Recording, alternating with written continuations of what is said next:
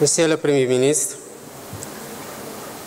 Madame la Présidente du Haut Conseil des collectivités territoriales, Monsieur le Président du Conseil économique, social et environnemental, Monsieur le ministre de l'Éducation nationale, Monsieur le ministre de la Formation professionnelle, Monsieur le ministre de l'Enseignement supérieur, de la Recherche et de l'Innovation, Mesdames, Messieurs les membres du corps diplomatique, représentants des partenaires techniques et financiers, honorables députés, membres du Haut Conseil des collectivités territoriales et du Haut Conseil et du Conseil économique, social et environnemental, Mesdames, Messieurs les recteurs, doyens du FR, inspecteurs d'académie, membres du corps enseignant et du personnel administratif, Mesdames, Messieurs les représentants des partenaires sociaux, Monsieur le parrain, Mesdames, Messieurs les membres de la famille du parrain, chers parents d'élèves, chers lauréates et lauréats, chers invités, Mesdames et Messieurs.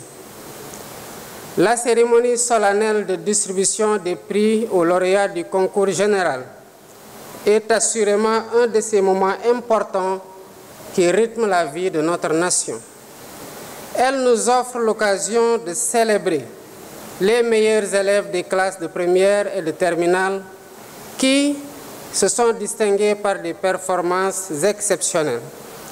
Cette cérémonie n'est pas seulement une reconnaissance de votre travail acharné et de vos talents exceptionnels. Elle est aussi une célébration de l'avenir radieux que nous souhaitons bâtir ensemble pour notre cher Sénégal. Chères lauréates, chers lauréats, votre réussite est le fruit de vos efforts, de l'accompagnement de vos familles, de l'engagement sans faille de vos enseignants. Nous vous donnons aujourd'hui un exemple en vous portant en triomphe, car vous représentez ce que le système éducatif a de meilleur à offrir. Venus d'horizons divers et de couches sociales diverses, vous êtes la preuve vivante que l'excellence est à la portée de tous ceux qui portent un rêve de réussite et persévèrent dans le travail acharné pour le réaliser. En cela, l'éducation est le socle sur lequel repose toute société juste, équitable et prospère. Elle est le rempart contre l'ignorance et les inégalités et le levier de la transformation sociale. Nous devons donc garantir à chaque enfant, qu'il soit en milieu urbain ou rural, les mêmes opportunités de réussite. Pour ce faire, nous travaillons au renforcement et à la modernisation des infrastructures scolaires, mais également à la formation des enseignants et à l'amélioration des conditions d'exercice de leur noble métier avec des contenus pédagogiques pertinents et adaptés aux défis du XXIe siècle. C'est à travers une éducation de qualité que nous formons des citoyens éclairés, conscients de leurs droits et de leurs devoirs et aptes à participer pleinement au développement de notre pays. Cela témoigne de la noblesse de la fonction enseignante, qui n'a d'égal que la passion de nos enseignants pour la transmission du savoir et de l'élévation de l'esprit. Je tiens ainsi à féliciter chaleureusement tous les acteurs de l'éducation, enseignants, élèves, parents d'élèves.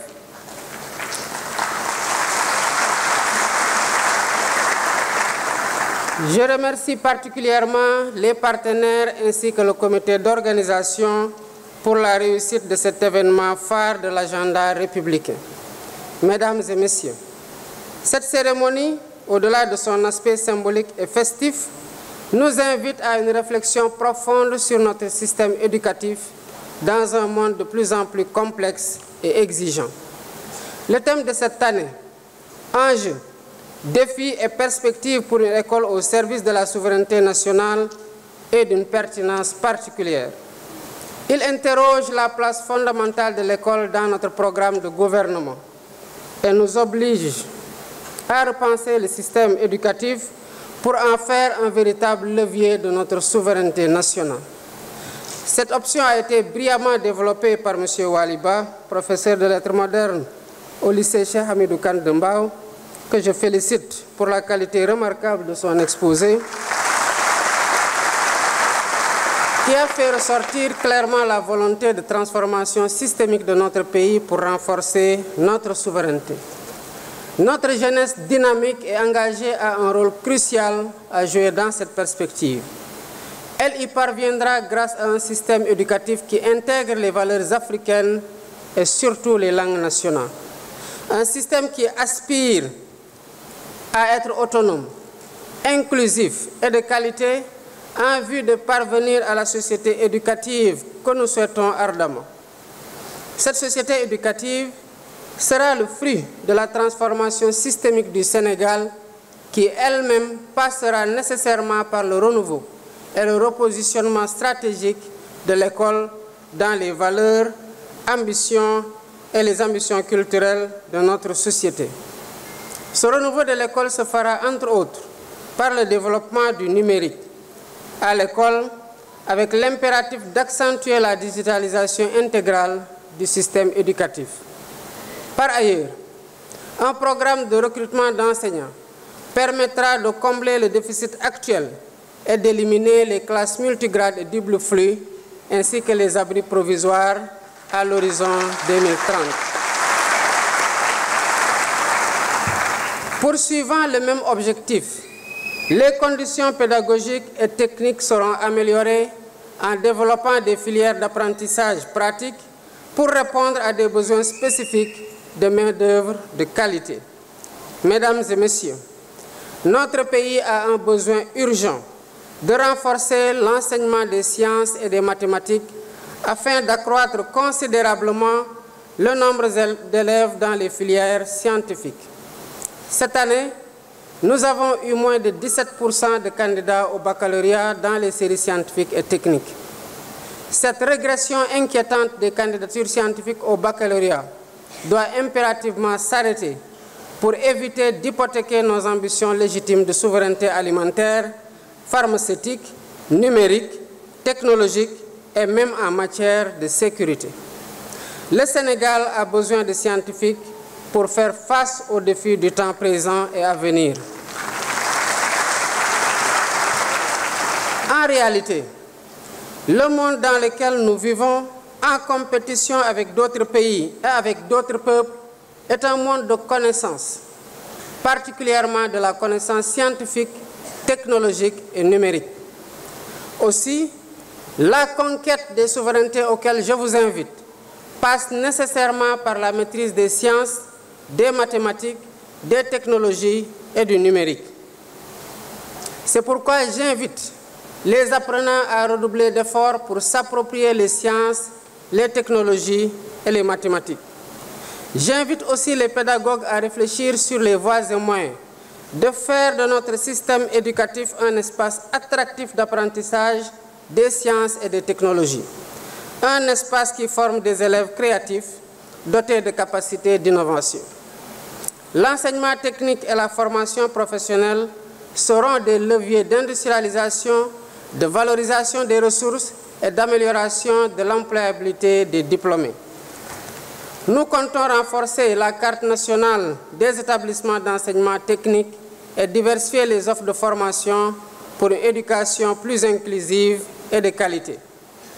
L'éducation des enfants et des jeunes en situation de handicap étant pour nous une priorité nationale, nous devons construire de nouveaux instituts spécialisés et renforcer le système des assistants de vie scolaire tout en mettant aux normes toutes les infrastructures. Mesdames et messieurs, mettre l'école au service de la souveraineté nationale, c'est aussi poursuivre l'intégration des langues nationales dans notre système éducatif. Les expérimentations en cours dans le cadre du modèle harmonisé d'éducation bilingue au Sénégal seront capitalisées en vue de mettre ces langues au cœur du dispositif d'enseignement. Par ailleurs, l'évaluation du système éducatif en cours permettra une mise en adéquation des programmes avec les réalités, les enjeux du moment et les besoins de l'économie nationale. C'est dans cette perspective que j'ai instruit de renforcer le rôle et la place de la Faculté des sciences et techniques de l'éducation et de la formation FASTEF et de l'UFR des sciences de l'éducation, la formation et du sport, ainsi que des écoles nationales de formation d'instituteurs en vue de l'amélioration continue de la qualité des enseignements. Mesdames et messieurs, pour la présente édition, j'ai choisi comme parrain un homme d'exception, un homme de science qui fait la fierté de notre pays en Afrique et dans le monde. Je veux nommer le professeur Mamadou Sangaré.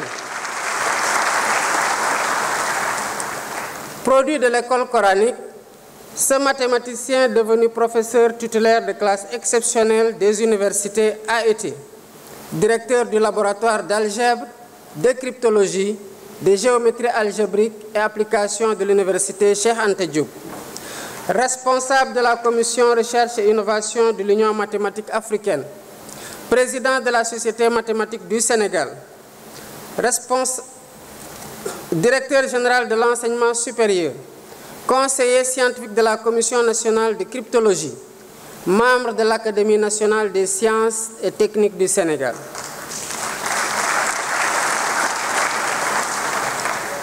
Chers lauréates, chers lauréats, j'ai porté mon choix sur le professeur Mamadou Sangaré afin que son brillant parcours vous éclaire et vous inspire.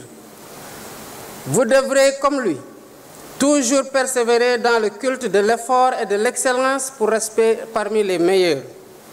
Vous vous êtes bien distingué parmi tous les élèves du Sénégal et je tiens à vous féliciter chaleureusement. Vous faites ma fierté personnelle.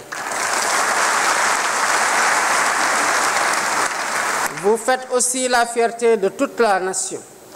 En toutes circonstances, vous devez toujours cultiver l'esprit patriotique. La nation toute entière place beaucoup d'espoir en vous pour continuer à rayonner. Le flambeau est déjà entre vos mains et nous sommes conscients que votre éducation n'a pas de prix. Car seule une éducation de qualité de notre jeunesse nous garantit un Sénégal souverain, un Sénégal juste, un Sénégal prospère dans une Afrique en progrès. Ensemble, continuons d'investir et de nous investir dans l'éducation pour un Sénégal meilleur. Vive le Sénégal, vive l'Afrique.